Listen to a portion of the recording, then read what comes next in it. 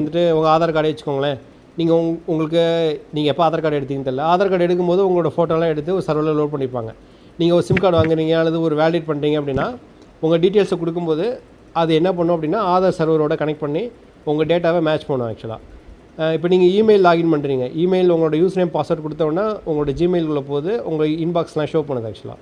அப்போ என்னென்னா உங்கள் சர்வர் தான் டேட்டாவை வந்து லோட் பண்ணி வச்சுருக்கோம். வேறு என்ன, ஃபார் எக்ஸாம்பிள் இப்போ நீங்கள் அமேசான் போகிறீங்க, ஃப்ளிப்கார்ட் போகிறீங்க, அதில் எல்லாம் ப்ராடக்ட் எல்லாம் ஷோ ஆகிட்டே இருக்குது ஆக்சுவலாக.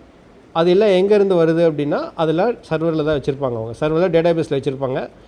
நீங்கள் எந்த மாதிரி யூஸர், நீங்கள் எதை ஃப்ரீக்வெண்ட்டாக வாட்ச் பண்ணுறீங்களோ அதை பேஸ் பண்ணி அவங்களுக்கு ப்ராடக்ட்லாம் ஷோ பண்ணுவாங்க. ஓகே, அது வேறு கான்செப்ட்டு. ஸோ இந்த டேட்டாலாம் எங்கே இருக்கும் அப்படின்னா இந்த சர்வரில் தான் இருக்கும் ஆக்சுவலாக. ஸோ சர்வரில் இருக்க டேட்டாவை எடுத்துகிட்டு வந்து உங்கள் பேஜில் ஷோ பண்ணுறது அப்படிங்கிறது ஜாவா ஸ்கிரிப்ட் ஆக்சுவலாக. இந்த சர்வர் வந்து டேட்டாவை சும்மா ஜஸ்ட்டு வச்சுருக்கோம், அவ்வளோதான். நீங்கள் ரெக்வஸ்ட் பண்ணால் தான் நீங்கள் வந்து உங்களுக்கு கொடுக்கலாமா வேணாம்